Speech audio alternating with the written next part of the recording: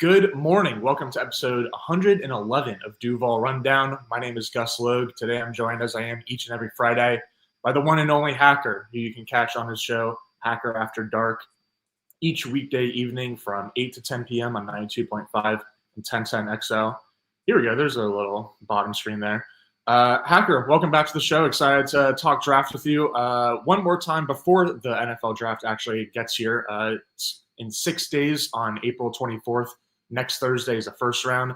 I guess we will be back to talk about what the Jags could happen in days 2 and 3 when we meet next Friday. But again, this is you and I's final show together before the first round of the draft happens. So we're going to be breaking down a lot of not just recent smoke surrounding the Jaguars, but talking about the smoke that's been surrounding the Jaguars and who they could pick with the 5th overall selection throughout the draft process. And so really excited to talk about that here with you today, Hacker, but welcome back to the show. Hey, Gus, enjoy being here, man, every Friday, and I think you and I are both ready for this draft, man. And we've been talking about it for a long time, and we'll finally see what happens in 6 days? Absolutely. Yeah, I just told you before the show, and I've told multiple people at the office, I think I picked the absolute best time to take a few vacation days because we're definitely at the part of the draft cycle where it's like, feels like just a lot of smoke screens. Certainly by this point, every NFL team has set their draft board, and it's probably been set for a decent amount of time now. And at this point, I think teams are really just kind of honing in on what other teams are thinking, what other teams might do, and how that could affect their own draft strategy. And thus, there's a lot of kind of smoke screens that get sent out there that like, oh, player A's or team A is thinking about taking player B. But it might just be to, I don't know, get more information and push out some fake information. So you can't really trust a lot of stuff that I think is being broken in a week or two before the draft. But that said, there's certainly some like real reports out there too of like this team is leaning in one direction. I think Albert Breer said like yesterday, the day before, that he seriously thinks that Derek Harmon, Kenneth Grant, the defensive tackle from Michigan, will be this 22nd overall pick to the Los Angeles Chargers, assuming he does make it that far. And so there are some things that like are probably real, but like everything has to be taken with a grain of salt. The latest rumor surrounding the Jaguars is that Ashton Jeanty, the running back out of Boise State who finished second in Heisman voting last year behind only Travis Hunter, he could be taken as high as the 5th or the 6th overall selection. And so we're going to get to Ashton Jeanty. Of course, that is kind of the title of the video, and that'll be our main topic. But before we do get to Ashton Jeanty, Hacker and I wanted to take kind of like a zoomed out approach to this and talk about really all the prospects that the Jaguars, or I guess Jaguars fans really, and Jaguars media and even national media has considered going to the Jaguars at 5th overall. So let's start pretty much at the Super Bowl. It feels like the consensus back at that time was Mason Graham or Will Johnson. Do you think that's right, Hacker? Yeah, I mean, it's crazy to think about the Will Johnson thing because as you talked about, I mean, it's been a roller coaster. It's been this prospect, that prospect, 72-hour thought about this guy, 48-hour thought about that guy, a lot of different guys. But I remember all the Will Johnson talk. It was a lot of Will Johnson. And you're right, Mason Graham has been kind of here the entire time. But there was a time where Will Johnson was as prevalent to the Jaguars as Mason Graham. Absolutely. I've got a little image pulled up here where if you look at the draft stock, this is via grinding the mocks. Will Johnson was expected to be pretty much the 6th overall selection, but certainly a top 10 pick pretty much up until February-ish. And so I think after the season, then people started to think, okay, now that we're really getting into the draft process and really starting to truly analyze where players are going to go in 2025, Will Johnson kind of fell off a little bit as a surefire top 10 pick. He dropped all the way down to like the 13th overall range, and then he went back up to like 11th overall range in terms of consensus big boards. And so it is really interesting to see the drop off. I guess my question for you, Hacker, in terms of Will Johnson is, do you think that like it's fair? Do you think that maybe we're overhyping Will Johnson a little bit and he should be considered as the 5th overall pick to the Jaguars? Or do you think that as interesting as it is that he seemed like a very strong possibility at just only a couple months ago, do you think that it's kind of right that we're no longer talking about him as potentially being the 5th overall pick for the Jaguars? It's interesting. It's a position of need for the Jaguars. I think Will Johnson was pretty high on draft boards, and then for some reason he started falling. I think lack of games, quite frankly, at Michigan, maybe some injury concerns, maybe a concern about, not playing very much last year for whatever reason.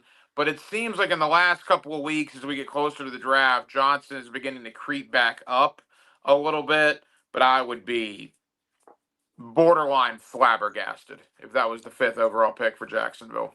Yeah, I would be too. I think like the drop off for Will Johnson was because he played through injury in 2024, and I think that there's some people out there that don't love the fact that even though like on one hand it's understandable that like was always going to be a first round pick, so like it makes sense that he kind of wants to protect his body before he gets to the league, especially when you consider like Michigan's quarterback situation last year and how they like weren't really competing for another national championship. But that definitely rubs some people the wrong way. I think that some teams, including the Jaguars for sure, would still like to have seen him kind of fight through that injury a little bit more, even if there was an injury kind of holding him back from being the best player on the field that he could be in 2024.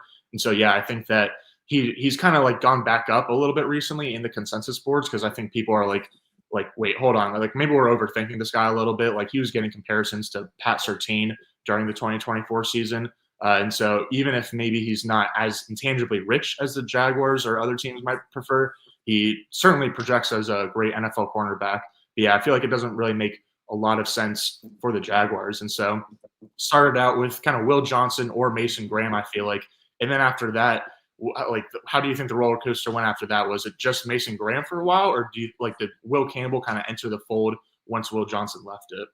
I think Will Campbell kind of entered the fold, and then you had the times where the thought was, well, maybe Travis Hunter falls to the Jaguars, or maybe Abdul Carter falls to the Jaguars. And that was short-lived, particularly the Hunter stuff.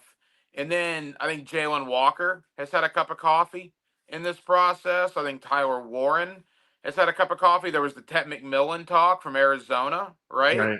And I'll give you credit. You are literally like the first guy that I talked to. This was back like 2.5 months ago, that brought up the idea of Ashton Jeanty. And I remember when you said that like 2 months ago, I'm thinking, that's interesting. I wouldn't do it, but I like the differing of opinion. And now here we are 6 days out from the draft, and you got Dane Brugler mocking Ashton Jeanty to the Jaguars. So I will absolutely give you credit for that, because you're one of the first guys that I remember hearing that from. Yeah, well, it was definitely more than anything just trying to be not even like contrarian, but just offering a fresh take, because Mason Graham has obviously been mocked to the Jaguars throughout the entire process. He's always been kind of like standing his ground as a top 5 or 6 player in the draft, according to consensus big boards. So he's made sense a lot. And I guess I personally got a little bit draft fatigue even 2 months ago, just because of like our jobs covering the draft pretty much full time now.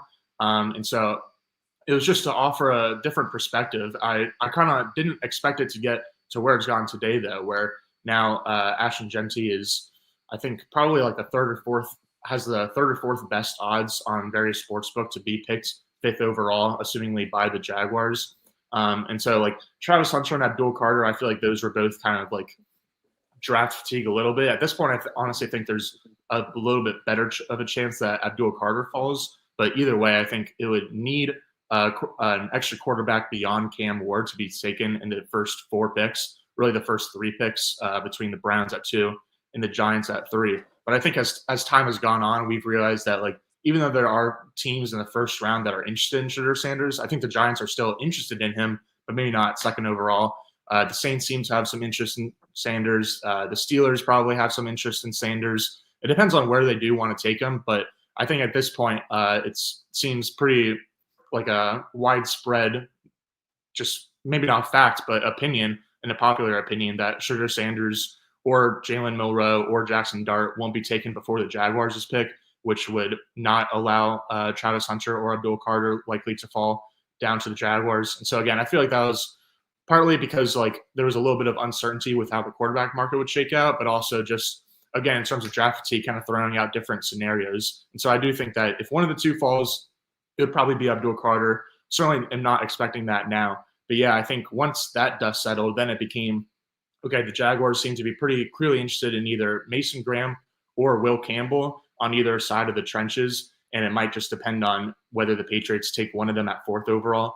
and then the other one would just slide down to the Jaguars at 5th overall. But again, now that Ashton Jeanty rumors have really emerged, Dane Brugler from The Athletic mocked Jeanty to the Jaguars with his latest mock draft. Brugler was one of the first people, certainly I think the first person in national media at least, to mock Trayvon Walker to the Jaguars back in 2022, excuse me.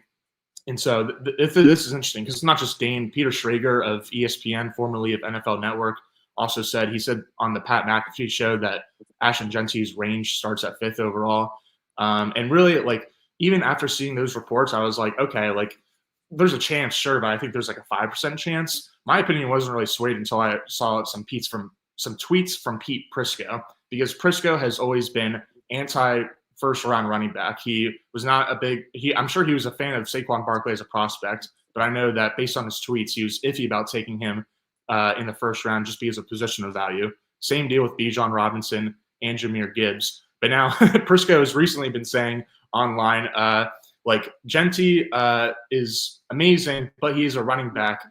But like, because of the like relative weakness of this draft class, especially after Abdul Carter and Travis Hunter, it wouldn't be the worst pick in the world. And so I think some people are connecting the dots and saying Pete Prisco used to co-host or at least was a guest on a Jaguars.com podcast with the current executive vice president of football operations, Tony Baselli. So maybe the two of them still stay in touch. Maybe Prisco knows something that the rest of us don't. And so it feels a little bit from Pete like he's trying to kind of get ahead of the curve, especially when you can compare it to his previous takes on first round caliber running backs. And so after seeing not just like well-respected and plugged in national guys talk about Genty going as high to the Jaguars at 5th overall, really when Pete Prisco, a guy that has local connections, started talking about it, it was like really when Genty going to the Jaguars at 5th overall popped on my radar as a real possibility. So now I think it's more of like a 15 or 25% chance or something like that, I think, as opposed to a 5% chance.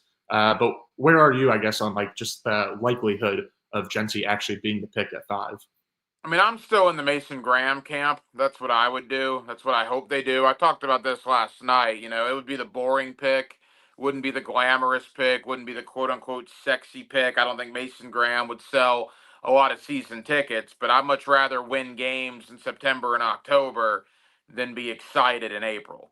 Having said that, Genty is intriguing. And look, we don't have – everybody's connecting the dots with Gladstone because of his time in L.A., because of Braden Fisk and Jared Verse and Byron Young and all the defensive linemen they drafted. And I think that's a fair thing to do, to connect those dots. But this is his first time where it's his barbecue. I mean, this is his thing. He's the general manager. Between him, obviously Liam Cohen, a first-time head coach, this is their deal. So they're going to put their stamp officially on this organization for the first time, in my opinion, next Thursday. And I thought it was interesting at the press conference, the pre-draft luncheon, where Gladstone was asked about that, about making the first pick as the Jaguar GM, and how that'll kind of be the stamp. That'll kind of be the launching point, if you will. Mm-hmm. And he said, yeah, we've talked about that. Is an interior defensive lineman a guy that you want to be connected to as your first pick, or is potentially the next Saquon Barkley, or potentially the next Jahmyr Gibbs or Christian McCaffrey? My whole thing with Genty is this. Saquon Barkley was a very good player with the New York Giants. He did not turn into a beast until Philadelphia, because New York is not as talented as Philadelphia. I just think the Jaguars have too many other needs. I think Ashton Jeanty with Philadelphia, Buffalo would be unbelievable. Ashton Jeanty in Jacksonville, I don't know, because of the offensive line issues and stuff. But I will say, Gus, ETN probably playing his last year in Jacksonville. Bigsby's got 2 years left on his rookie deal. So from that standpoint, it would make a little bit of sense to look at Ashton Jeanty if you indeed feel he is Christian McCaffrey, Jahmyr Gibbs, Saquon Barkley-esque. Yeah, absolutely. I think I certainly agree with you where I think it doesn't, like, Genty doesn't make a ton of sense with the Jaguars' timeline, even like putting aside positional value, putting aside the players that are in the Jaguars' current running back room. As you said, they're just like Not that they're just guys, but neither of them have like made a Pro Bowl or kind of sniffed a Pro Bowl. It's not like they aren't easily replaceable, I guess, especially again when you consider the position. But then, as you're saying, when you go to the timeline of the team, I'm not sure if it really makes sense for a team in year one of a new regime and still kind of rebuilding and trying to get from kind of playoff contention to Super Bowl contention. I mean, obviously they have to reach playoff contention first after missing the playoffs each of the past 2 seasons.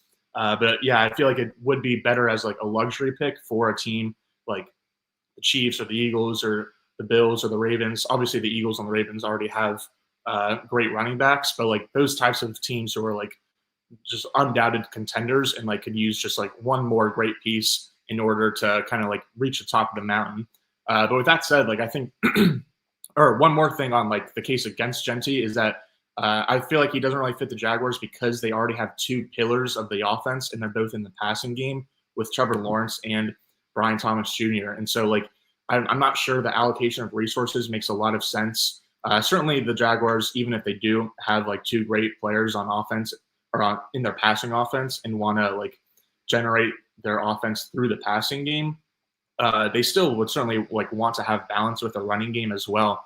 But I think that they could establish a good balance in their running game, like with Travis Etienne and Tank Bigsby, maybe a day 3 back, and then just an improved offensive line. And I think that alone will do enough to help out the passing game. I also like can't really think off the top of my head of like the most recent like amazing quarterback and running back pairings in the NFL, because I think that usually it's one way or the other. Like you have a Derrick Henry and like your game planning of like we're getting under center and giving the ball to Derrick Henry 20, maybe 25 times a game if we can, as long as the game script allows for it. And then obviously, like, if you got a Joe Burrow, you're going to be in shotgun a lot and dropping back to pass a ton because you want to be able to maximize those players. And so for me, it's kind of hard to imagine like both Genty and Trevor Lawrence, and really Trevor Lawrence / Brian Thomas Jr. being maximized at the same time. And because like when you look at recent great running back quarterback pairings, it's like Jalen Hurts and Saquon Barkley and Lamar Jackson and Derrick Henry are kind of the 2 current ones. But those are a little bit different because Lamar Jackson and Jalen Hurts offer you so much as rushers and in the rushing game, and you can do so much like kind of read options and option handoff type stuff with the 2 of those guys in the backfield. And that's not really the case with Trevor Lawrence. He is certainly like has a little bit of athleticism. He's scored a few touchdowns on kind of read options, but obviously that's not really his game. He's definitely more of that drop back passer. So for the Jaguars, I don't know if it makes a lot of sense, but I will say I think that the case for drafting Ashton Jeanty is just getting a blue chip player on the roster. I think that there's a lot of signs the Jaguars have kind of let out throughout this draft process, but really throughout the offseason that kind of hinted towards them having more of a conservative approach when you consider that they wanted to raise the floor of the roster during free agency, when you consider that they want to trade back in the draft and get extra draft capital, when you consider that they didn't re-sign any of their impending free agents from 2024, which was they were the only team in the league to do so. All these, like not just quotes from the team, but the actions from the team make you think that like they're going to be having kind of a sustained longer-term approach to building this roster, which makes a lot of sense. But at the same time, I can't quite find it. But James Gladstone did say at one point, maybe even at multiple points, that like they and he want to be bold in places that not necessarily people don't expect it, and like they catch people by surprise, but they want to be bold and kind of just a new type of regime that they're not scared to make big choices. And so I think potentially a big choice would be drafting Ashton Jeanty, where you can say everything you want about positional value, about whether the timeline makes sense for the team in the roster building, whether it makes sense as a fit with Trevor Lawrence and Ashton Jeanty. But at the end of the day, this Jaguars roster has, I would say, one blue chip player in Josh Hines-Allen, and then a few players that are kind of on the cusp. Brian Thomas, I think you probably say is blue chip too, actually. And then I feel like Trevor Lawrence, Tyson Campbell, Trayvon Walker, there's a handful of other guys that are kind of on the cusp. But really the Jaguars have like certainly more talent than their 4-13 record reflected last year. But at the same time, like they're not really close to a championship contending roster in terms of the amount of star power that they have. And so drafting Ashton Jeanty would just be a sign that the Jaguars want star power in the first round. And obviously they have, I think, 9 other picks. They've got 10 total, I believe, in this draft, so they would have 9 other ones to kind of try to hit more singles and doubles and just get like good depth filled out across the roster. But I think it would make a lot of sense for the Jaguars to be sitting there and think that if Mason Graham or if Abdul Carter and Travis Hunter are off the board, and especially if Mason Graham is also off the board and the Patriots take him at 4th overall, then I think they would seriously consider just taking like what they know is going to be potential all-pro, multi-year all-pro player as opposed to like a 1 or 2 Pro Bowl guy throughout the course of the year. One thing to think about too, Gus, is all right. I agree the Jaguars have more talent than their 4-13 record. They probably understand that too. You're talking about a team that had back-to-back winning records and then fell in the tank. How many years do they anticipate being in the top 5 again in coming up here? Probably not many, right? So they're in the top 5. They think they're better than that. Do you want to swing for the fence because you're in the top 5? Because obviously you did not think you were going to have a chance to get the best running back in the draft in 2025 coming off back-to-back winning seasons. It's just the way it worked out. So if you don't expect to be in the top 5 again, do you want to maybe take a bigger chance than you normally would? The thing with Mason Graham too, like we don't know what Gladstone and Cohen think of Mason Smith, Jordan Jefferson, Eric Armstead, Devon Hamilton, Tyler Lacey. They were not good last year by any stretch of the imagination. Were they not good because of Ryan Nielsen's scheme? Does Anthony Campanile and James Gladstone think that they can get more out of that interior D-line? Even if you draft an Ashton Jeanty, do you then take a D lineman at 36 or certainly with one of your 3rd round selections? It's apparently a very deep interior defensive lineman class. But the one thing that I'm interested in is going back to what I said, because they're in the top 5 and they probably didn't figure they'd be in the top 5, at least, Doug Peterson and Trent Baalke didn't. I understand it's a new regime, but if they think they're better than 4-13, this might be their only chance in the top 5 for a while. Do you maybe take a bigger risk than you normally would? Yeah, and I think that when you talk about Mason Graham, even Will Campbell, Will Johnson at this point, like a lot of the guys after Abdul Carter and Travis Hunter are kind of like, I feel like would be like top 15 type players in a typical draft. But again, because this draft, I think the depth is great at like really as a whole, but at like a various different positions.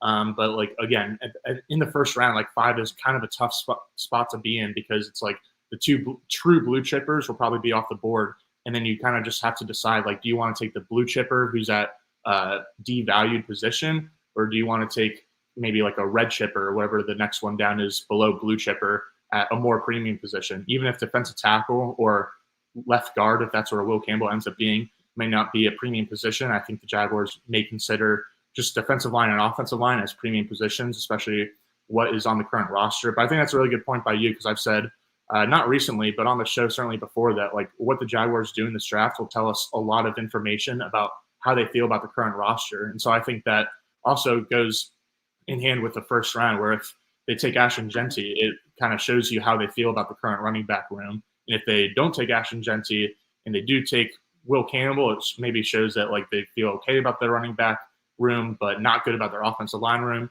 et cetera, et cetera. And so it'll be obviously interesting to see where the Jaguars end up going in the first round, but it'll also give us a lot of information, not just about their 2025 rookie class, but their 2025 roster and overall depth chart as a whole.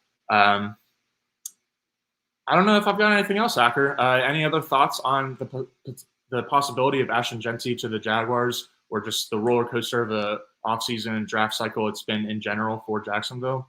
I'm just happy we're pulling into the final lap of this draft cycle. I mean, it's been quite the ride with the new GM, the new head coach, the new staff, and now we're finally going to get some clarity, and then we'll get to react to all these picks. I'm excited about that. I know we're going to have all kinds of draft coverage here on the 1010XL, multimedia platform, which I'm excited about being a part of on Thursday, and then you and I will be back here next Friday to not only break down the first round selection, but certainly preview what's to come in the draft on Friday and Saturday.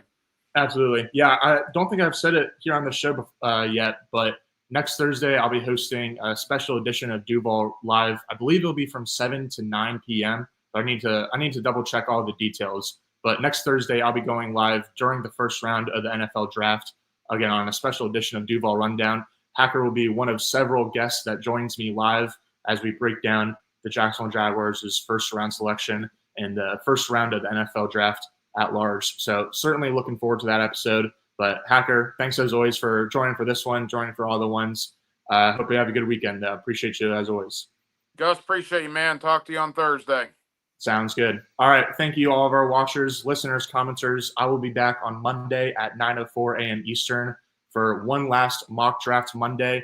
I will send out a tweet/X post on Monday morning, probably around 8 a.m., asking for your mock drafts.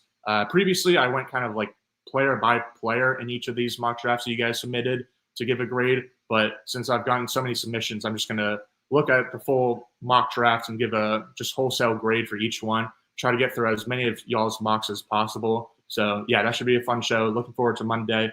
Looking forward to next week. Looking forward to seeing who the Jaguars draft in the 2025 NFL draft. Alrighty, that'll do it. Until next time, thanks again, everyone.